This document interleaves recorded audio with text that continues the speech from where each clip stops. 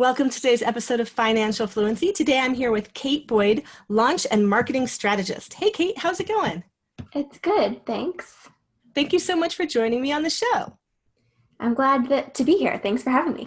Sure. So I'm excited you're here because I'm going to admit up front that the idea of launching is something that has always terrified me and I have tried to avoid, but I think I need to.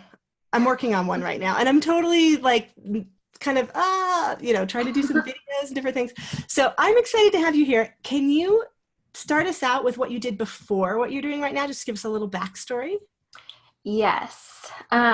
So I actually went to school for journalism. Writing is sort of my natural communication style. And so I followed that through journalism, thought I'd be a reporter, and then realized that I do not have the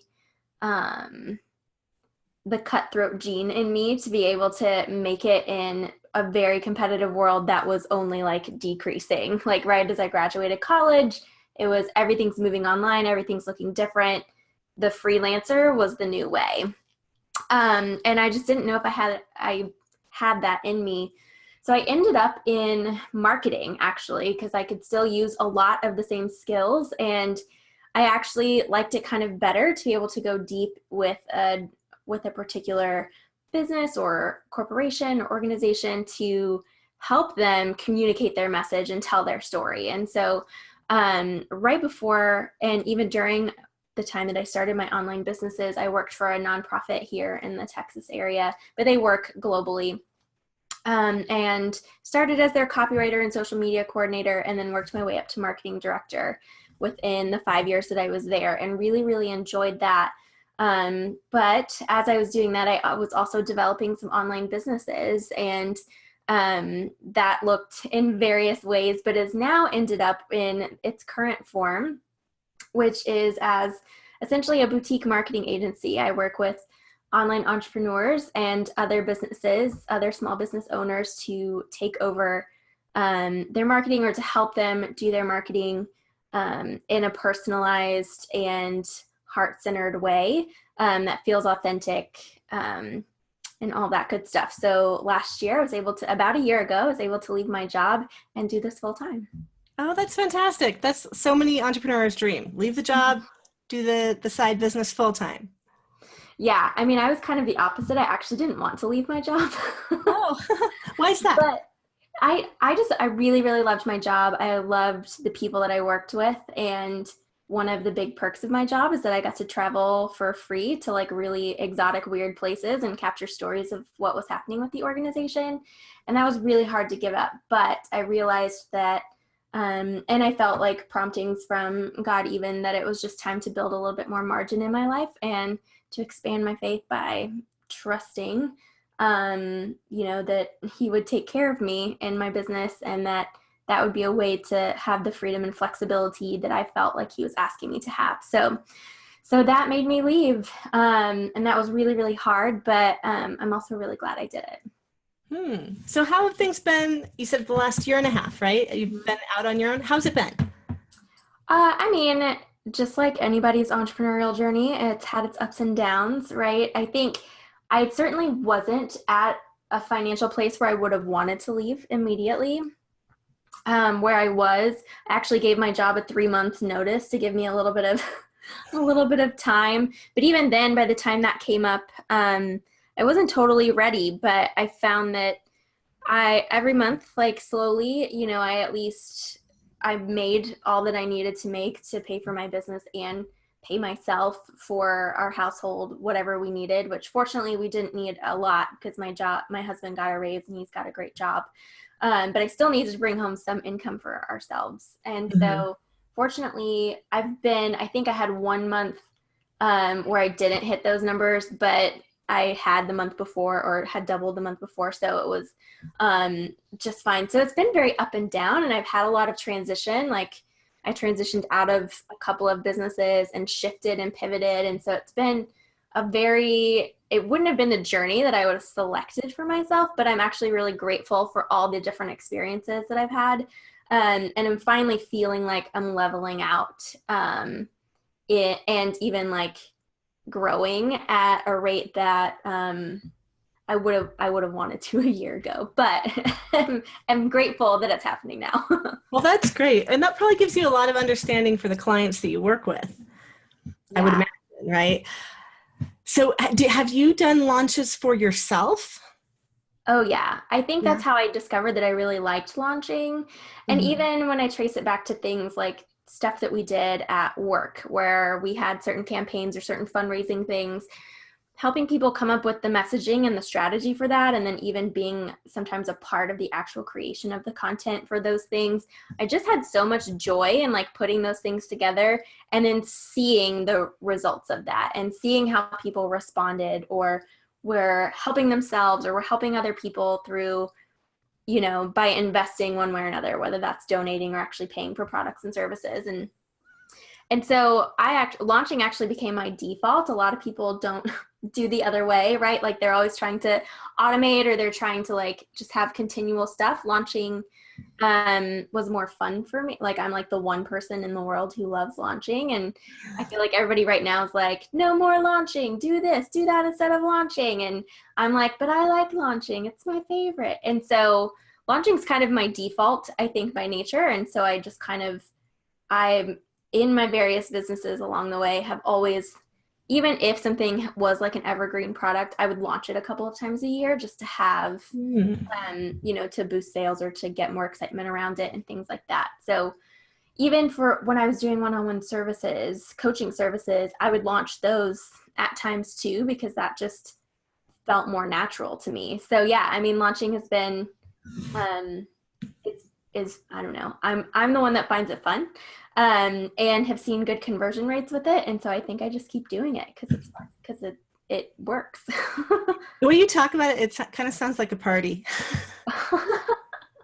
It's a well-planned party. A Yeah. well-planned party. So to you, what defines a launch? Because obviously, you're saying evergreen product, which is actually kind of what I'm looking at trying to launch right now. Do like make a little event about it opening up, even though it's going to stay open afterwards. Yeah. So what's the start and end of a launch to you? What does a launch look like? Um, so I think if we want to get technical, I think a launch is really like a dedicated time of promotion for something. And that can be for something that you open and close, or it can be something that you keep evergreen, but there normally has to be something about it that's a little bit different for that period if it's an evergreen thing, just so that people have a reason to buy right then. Mm-hmm. So it's really about creating excitement, priming people, and then giving them an opportunity and a reason to buy right now, and then sort of, and then closing that off. So I think that's really what sort of defines what a launch is. But I think a launch actually works in several phases, and it goes for several weeks or months, right? Depending on your product and the price point. And there's so many variables, but you really need a pre-launch period where you're really warming people up, and then you need your open cart. And then there's even some things you can do post-launch to kind of keep your people engaged, or to bring them back in, or any of those things, or prepare them for your next thing if you're launching something else or promoting something else. And I always think it's wise to, especially if you have an evergreen product or starting an evergreen product, if you haven't ever launched it or sold it organically before, I think a launch is a great way to test it out, right? Like to get people to purchase it, to get a lot of information really quickly, and to even test your evergreen sales process, because you can repurpose a lot from your launch into your evergreen stuff. So not only do you get an influx of cash flow right then, but you also probably get more visibility around your thing and more people are talking about you. And then you get a lot of information, you get people going through it, you get lots of purchases, and then you get potential, right, testimonials and case studies and all that good stuff up front, rather than just trying to kind of leak it along the way. And so you get a lot of great information in the launch that you can use down the line too. So what do you think makes people afraid of launches? I think one is there's a lot of messaging in the industry right now about how launching is hard and it sucks and it stresses you out and all these different things. And that's why people are pushing for sales funnels and automation and all these things that are absolutely valuable and valid. But to say that you should never, ever launch, I think is kind of silly. Even those people launch sometimes. Mm-hmm. And I think it's some of that rhetoric that's just going around. I think the other thing is that for a while, the sort of automated thing wasn't the way that people did business. And so people were putting all of their eggs in the launch basket for like once or twice a year. They were counting on those to get all of their income for the year, right? And so that's really scary to put that much pressure on something like that for yourself. And so I think that made it really stressful. I think people also, sometimes they don't see great results, and that's not necessarily the launch itself. I think it might be the launch plan. I think there's a lot of things that go into it, or they try to do it in the moment, and sometimes that can be stressful if you know that you need to be sending out emails and you're feeling stressed. They definitely take a lot of energy. Even if you're like me and do everything ahead of time, they take a lot of energy. They're draining. Mm-hmm. And so if you don't prepare for that, that's one thing. But I think also people put a lot of pressure on that, or live for their launch, or any of those things without actually taking care of their people the rest of the year. And so when they put that on their audience, they stress themselves out and they stress their audience out, because all of a sudden they're in this like crazy frenzied launch season and they haven't necessarily been taking care of them the whole way. And so they see maybe a lot of attrition, or they don't see as big of results as they want to, or they sunk a lot of money into something. And so I think just there's all these different things that come together that can make or break a launch, or make it more stressful or more spacious. And people don't always take advantage of those little nuances or those little things that could set them up for a better launch in the beginning. Mm-hmm. What do you think about the perceived expense of a launch? I mean, I guess I don't I think a lot of people maybe think it's higher than it has to be. I think there's a way that you can do, like most of my launches don't really cost me very much, besides the tools that I already have, right? Like I already have an email system. I already have social media platforms and schedulers, and I already have, a plan, and I've got software for videos and all those different things. So I think there's a certain amount, like, especially when you're doing something new or small, people sort of look at it and see that it could be expensive, but most of the stuff you probably already have. So I think unless you're going to be using a lot of money for advertising, your launch shouldn't actually cost that much, besides what you're probably already sinking money into anyway to keep your business going in the first place. Do you tend to use a lot of advertising money in launch? I don't necessarily when I launch. I do some before, and I do some general list building ads, but I wouldn't say that I use a lot of money to advertise. I'd say my budgets are really low, actually, just to kind of keep some things going, or to test funnels, or to set up funnels. I haven't in the past used a lot of advertising for my launches, though I work with clients who do use a little bit more. Or a lot more, some of them use a lot more, and help them with the strategy around that. But I think if you've been working hard to build your list all year, and if you've been nurturing them, you don't need a lot of outside factors to continue to build your list or get people into your products and programs. In fact, I think the best use of advertising in launches is in the pre-launch period and in retargeting during the launch for people who have maybe already seen your page or are on your list, and those costs are actually really low. Okay, that makes a lot of sense actually, because like usually the pre-launch is where you're giving away free videos, webinars, value, right? Yeah. So that's where people can meet you first. Right. And then the people who didn't buy, that's who you then retarget maybe to something else. Like, okay, they didn't want this product right now, but they may in the future want to work with me or do something else. Is that what you mean? Well, so like during the launch period, maybe you get them on your list through a new freebie or your webinar or your challenge, or, you sent them to blog posts or videos that you did before.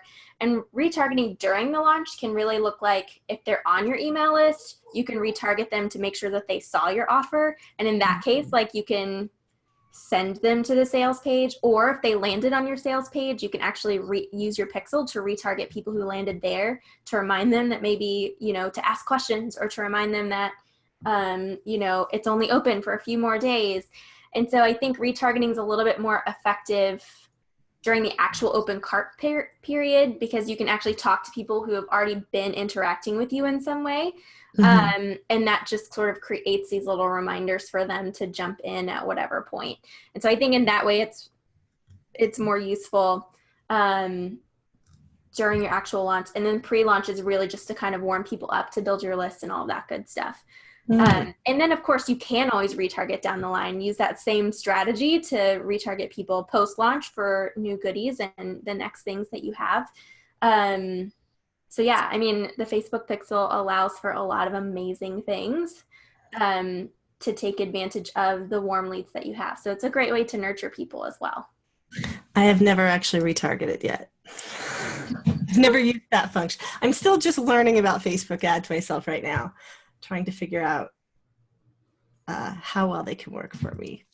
There's a lot. It's complicated. Yeah, that power editor, I'm a little intimidated by it, to be honest. Really?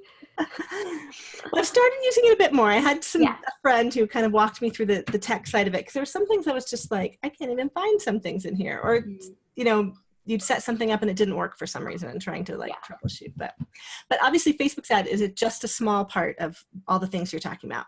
Right. So when you help someone with a launch, what does that look like? What do you do for them? So we first come together and have a planning intensive. So I have an intensive that we do that's a standalone, but I also use that with my clients. And that's where we actually plan out everything. We set their goals.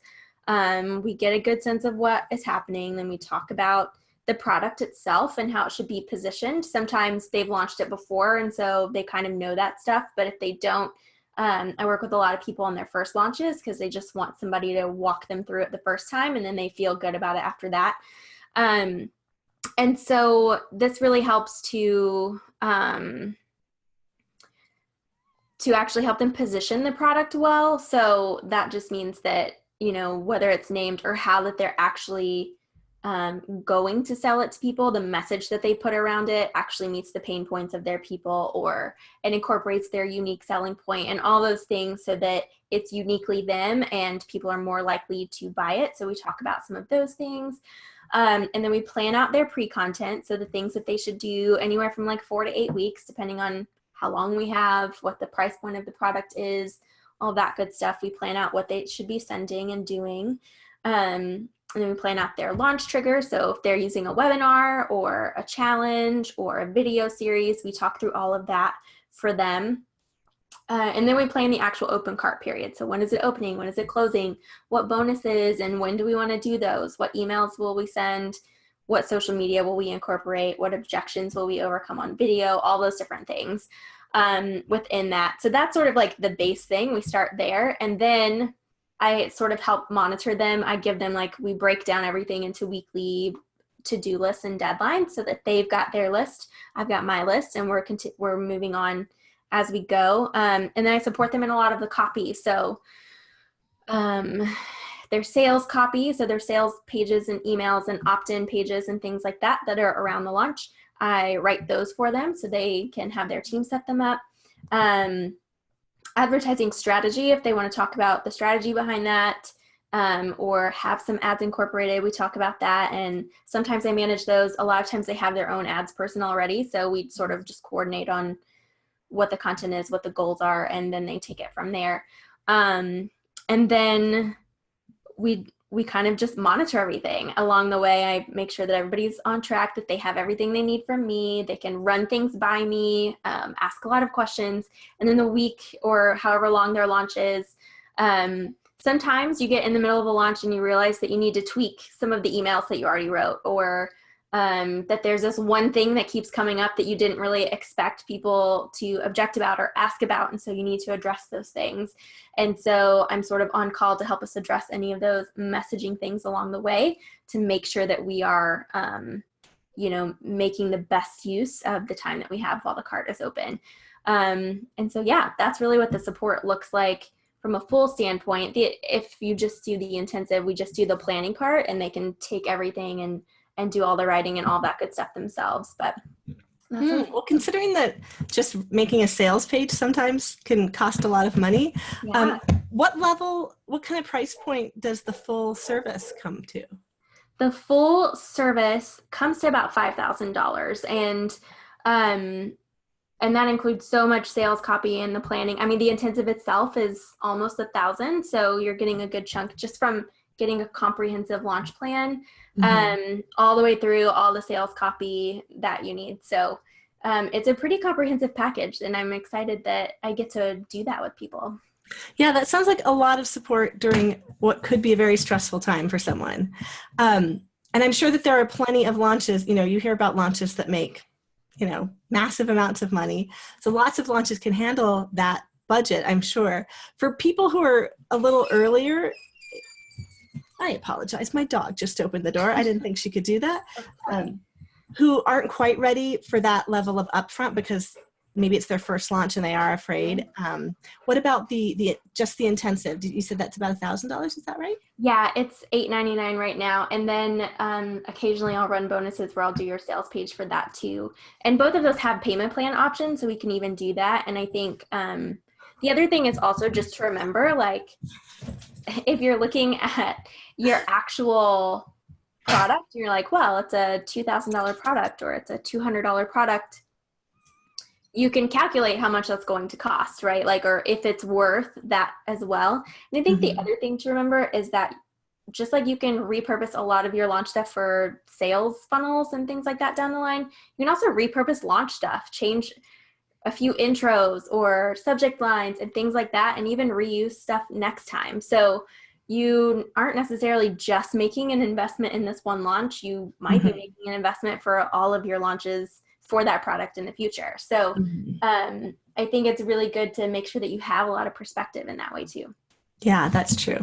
So if someone is approaching a launch to something that's more around the $200 price point, they don't have a massive list, they want the launch to build the list as well, and they would love the kind of support you're offering but don't quite feel ready for that. Do you have any tips that could help them get started and maybe get through that first launch and then they could get to where they can, build in more budget for more support?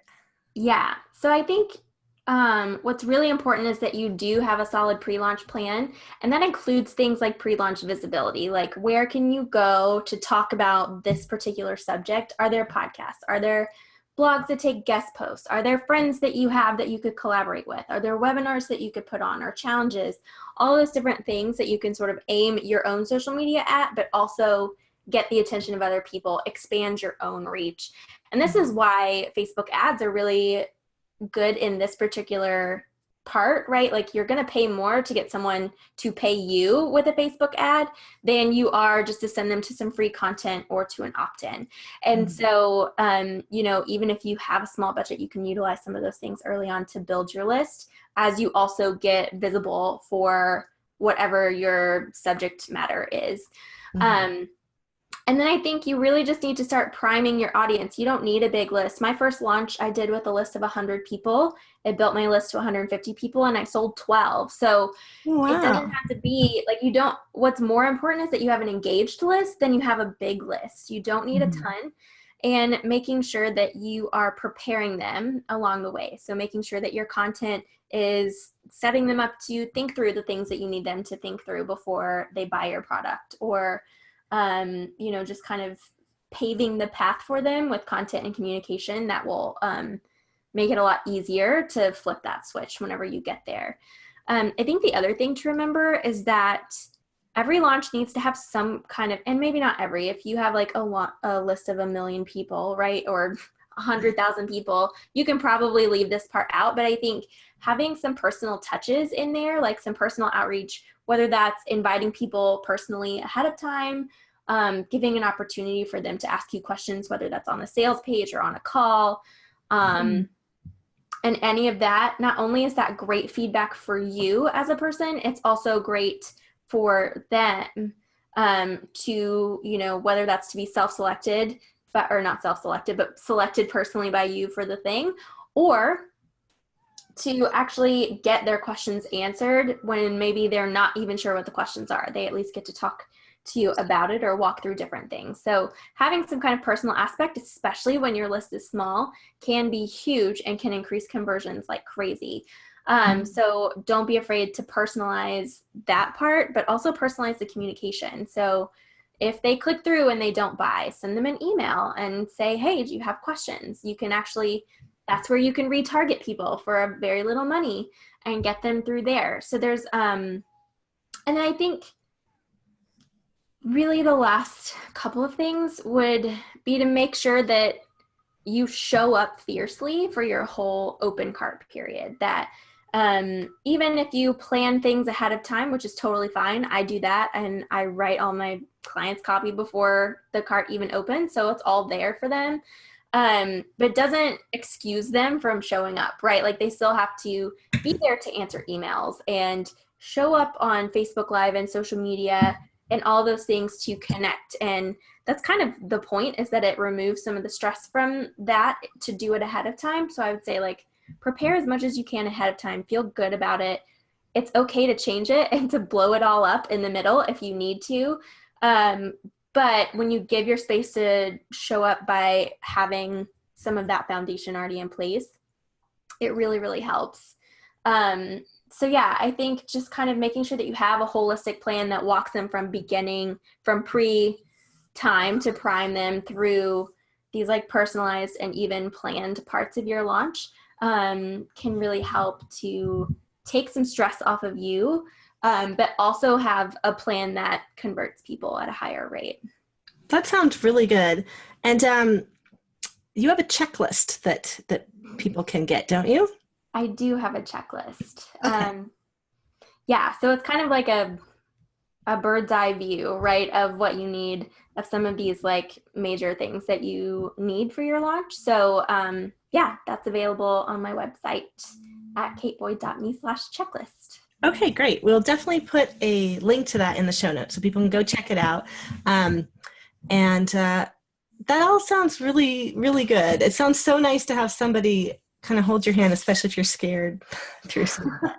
Like, and I think some of the fears from my side, as someone who's not done a launch yet, my fears are, spending more than I make on it, having nobody buy, that's a scary thought. That feels like failure and rejection. So I think that's what at least my objections in the past have been like, well, if I just make it available and slowly roll it out there, then, I guess you avoid that like big moment of cart open and cart close. Do you have any suggestions for people who are just feeling nervous about it? I mean, have you had a launch completely fail? I've had some personal ones completely fail, and most of the time it's been because I haven't gone fully into them, or I didn't really give myself enough time to really prepare, I think. And I would even say they didn't completely fail in the sense of like nobody bought them. If I did like an actual like launchy promotion period, there's some things like you, right, where you were saying where you just sort of like leak it out and you're like, maybe they'll jump if I like send one email and then maybe I'll send another email next week.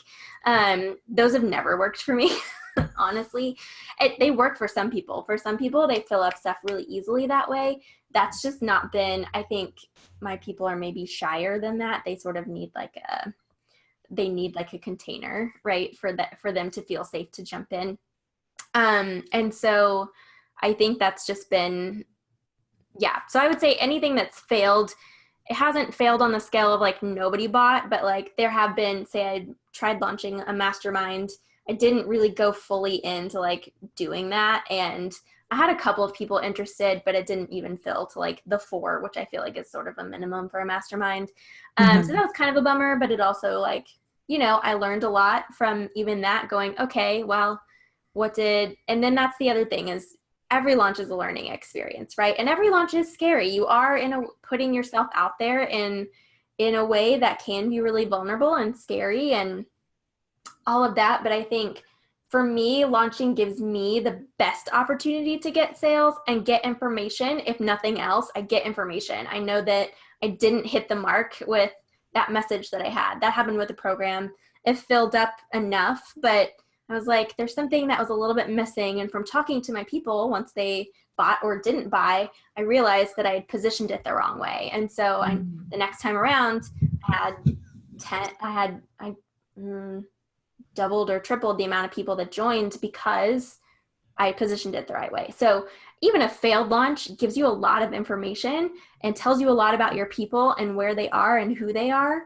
So even though they may hurt your pride a little bit and they hurt your feelings, and I'm not going to say that it's not easy, right? Like those are always hard times, but I think we all learn so much. And I think this is with any failure, right? You learn so much that it makes it worth having gone through that, and you see what you can do on the other side. So I think there are ways that you can set yourself up for the best result possible, but also just be fully committed to whichever thing that you choose, right? If you fully choose to just do automated, but do it well, right? But if you choose to go in a launch, fully choose that so that you can show up, you can create a good plan, and you can be there, and that gives you the best chance of success in the long run.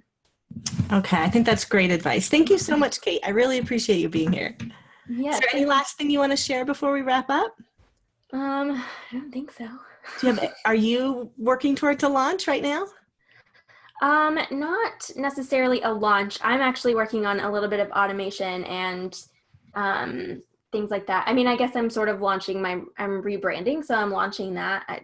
It's not really a launch. I don't really like do big rebrand launches, but so that's coming up in a couple of months, and just kind of getting all the back end stuff ready for when that happens. And so I've got the website and all that ready. So that's really where I'm for myself in the background. And then I've got a lot of client work and client launches. Everyone's launching in October. So I'm working with a lot of people right now to help them have a good launch too. So yeah. Well, that's exciting. Well, we'll look out for some of those then in October. Thank you so much for joining me. It was nice to have you here. Thanks for having me. Bye.